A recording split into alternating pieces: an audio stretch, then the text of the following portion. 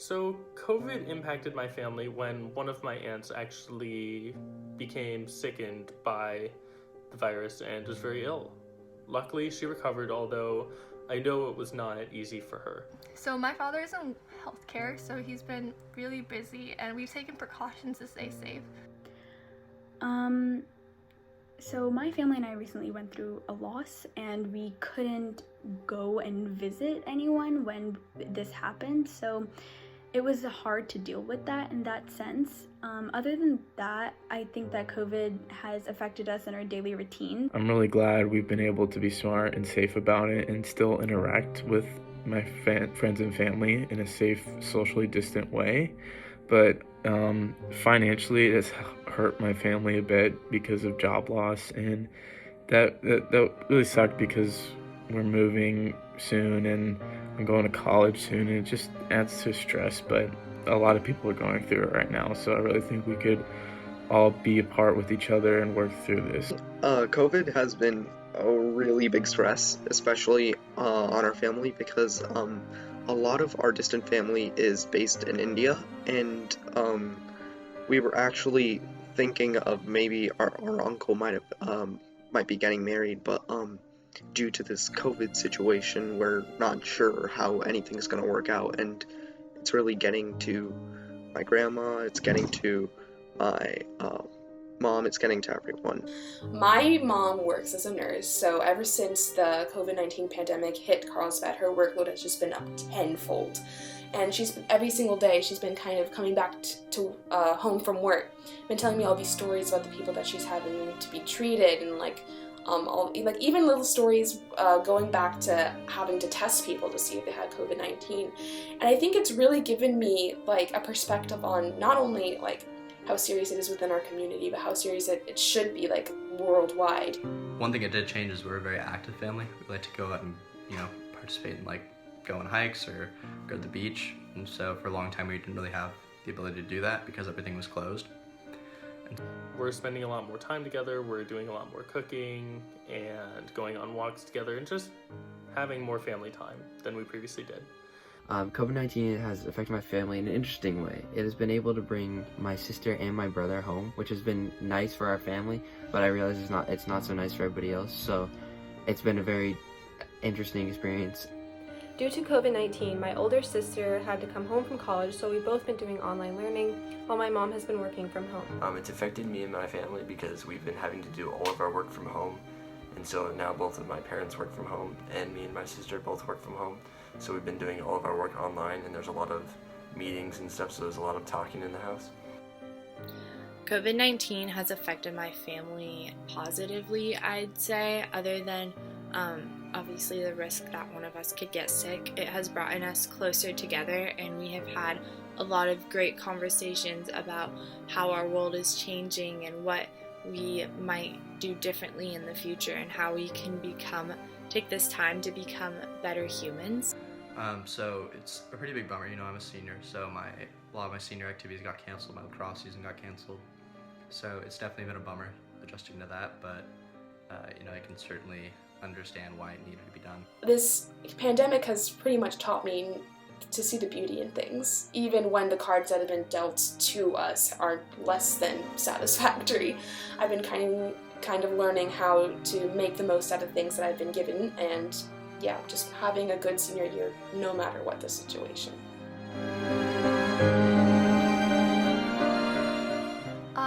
The big bummer is that graduations probably won't happen, and it came as a surprise to me, but I got notified that I was going to be the valedictorian, which was really interesting because I didn't expect that at all. But it's a big bummer that I won't be able to have the traditional ceremony, but it's okay. We'll make do with what we have. I'm very lucky that I was accepted to Columbia and will be attending Columbia University. I don't know yet if I'll be able to go this fall because of what's happening with COVID. I really hope I can, and I'll be studying physics and economics, but right now it's still up in the air if I'm allowed to go and if I have to do it online, so I don't know that part of my journey yet. I think it's really shown me the importance of that independent drive that I have, the ability to maintain my curiosity and ambition and desire to know more about myself and about the world around me has persisted throughout COVID, despite the lack of educational structure with school and whatnot. So it's shown me that I am capable of pursuing things on my own without the structure of school, and I really appreciate that before going to college. I'm graduating this year, and I'm not guaranteed a ceremony, which makes me terribly sad, but we'll get through this. I'm a senior, so it impacted the way I chose colleges because I wasn't able to tour, have those admitted student days, so it was a lot harder to choose colleges.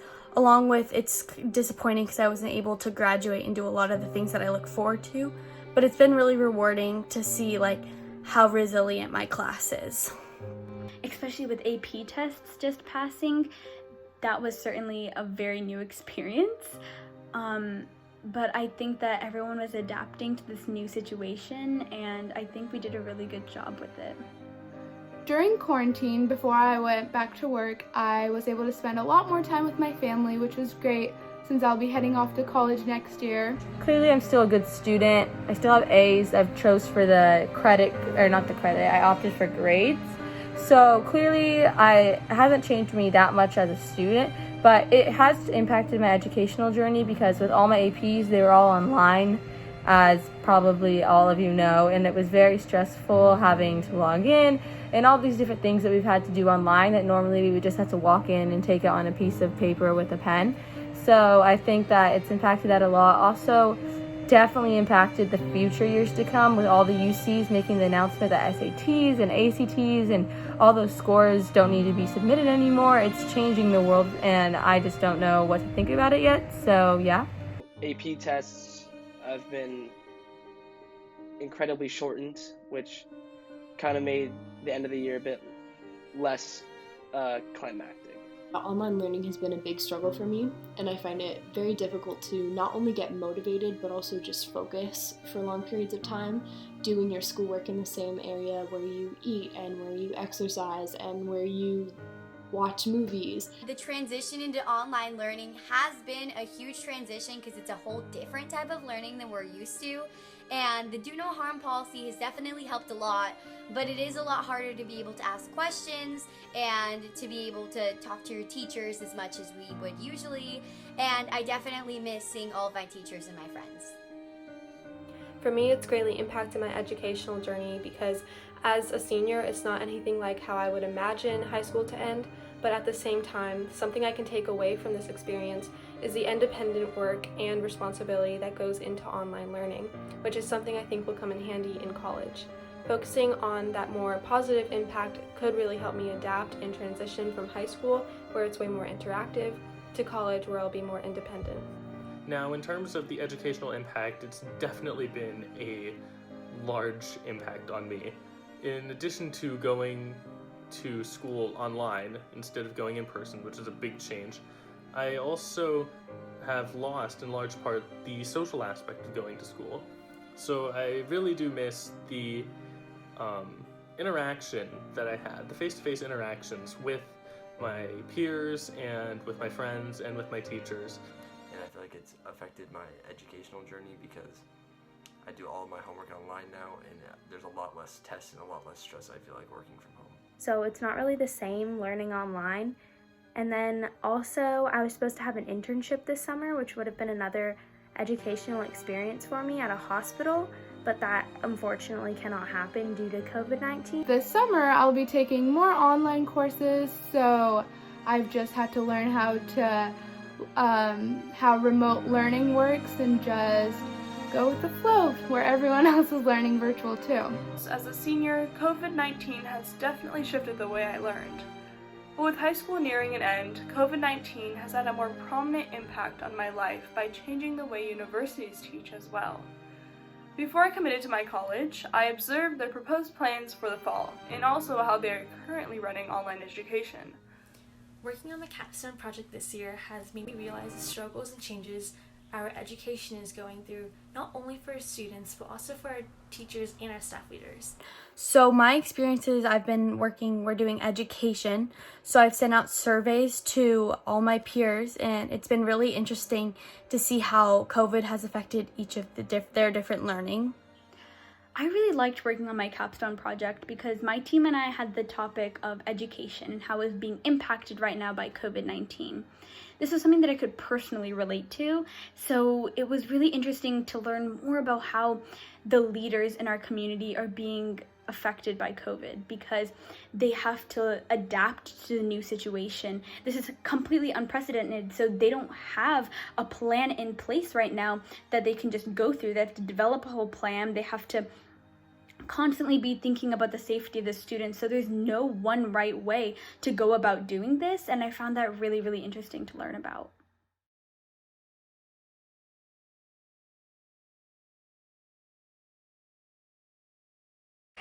The pandemic caused by the novel coronavirus has had a worldwide impact. One of the many ways it has affected our community is through education. The virus has closed down schools across the nation, forcing students to move online for the remainder of the 2019 to 2020 school year, and possibly the start of the 2020 to 2021 school year. There are many implications to this change, including a decrease in learning, productivity, and mental health.